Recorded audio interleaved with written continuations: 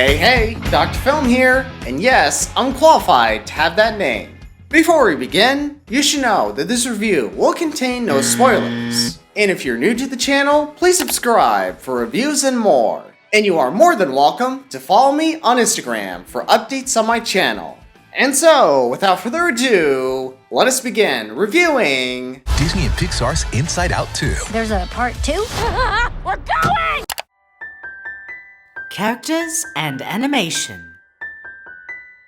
Now, first things first, it was great to see Riley's old emotions back again on screen. They were likable, refreshing, and you gotta give it to these actors' voice performances. They really do give it their all. Although, some of you might notice that some particular actors didn't return for this sequel. But honestly, I didn't really mind it that much. And let's of course talk about our new emotions joining our old gang. And they were, honestly, a nice addition to this sequel. Especially Anxiety, voiced by Maya Hawke. Bro, you wouldn't even know that's Maya Hawke voicing Anxiety when you go into this. That's how good her performance is in this movie. And she does play a big role in the story, which we will get to later. And do you want to know something funny that I recently discovered? You see, in an early draft of the screenplay, the movie was going to introduce new color-coded emotions, which were not anxiety, ennui, envy, or embarrassment. The original emotions were freedom, love, passion, and strength, which honestly makes no sense the more you think about it. Freedom, strength, and passion, these are not even emotions.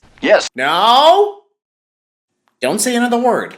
Now let's talk about the animation. The animation in this movie is pretty stellar. You can tell that the animators put in a lot of effort into this sequel. I mean, just look at this film. From the expressions, from the details, from the colors, it all speaks volumes. As much as I'd like to discuss this further, I'm afraid we're gonna have to stop here because I might have to delve into spoilers, which I don't want to do. I mean, trust me when I say this, all aspects of the animation looks pretty amazing. But not as amazing as Across the Spider-Verse. I mean, look at that animation. I mean, like, boo, pow, zing, zakada. When is the third one coming out? I need a minute here. Music and story.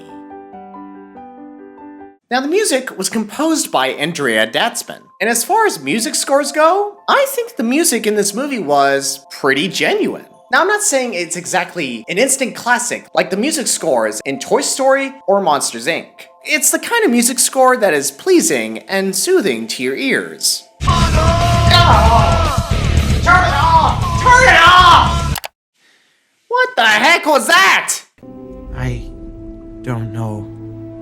Okay, let's move on to the story. The story in this film was pretty well structured. I'm serious. The story was surprisingly mature, cohesive, and it does tackle difficult topics that we would relate to. And remember what I said about anxiety playing a huge role in the story? Well, I can't exactly reveal any spoilers, but trust me when I say this, the way they integrate anxiety in the story and what they did with her character, it was pretty clever and surprisingly emotional. Although I have to admit, the story does have a few issues that came to mind.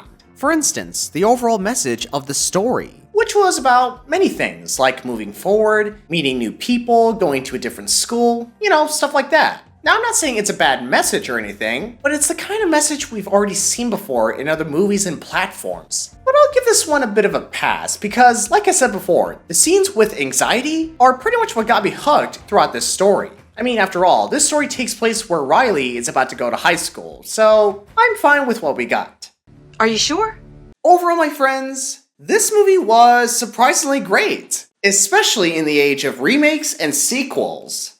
I'm serious, this movie was better than I expected. The characters were memorable, the voice acting was superb, the animation was excellent, and the story did a fairly good job staying true to what made the first film so special. Although, like most films, it's got some gray areas that you can't ignore. But you gotta give these filmmakers credit where credit is due. And for what it's worth, I'm so glad that this sequel wasn't just some excuse for Disney to put their weird political hidden agendas behind this movie. Because Lord knows, we've got plenty of those in the past. So with all that said and done, this film was worth the watch, and I highly recommend it. I give Inside Out 2 an 8.5 out of 10.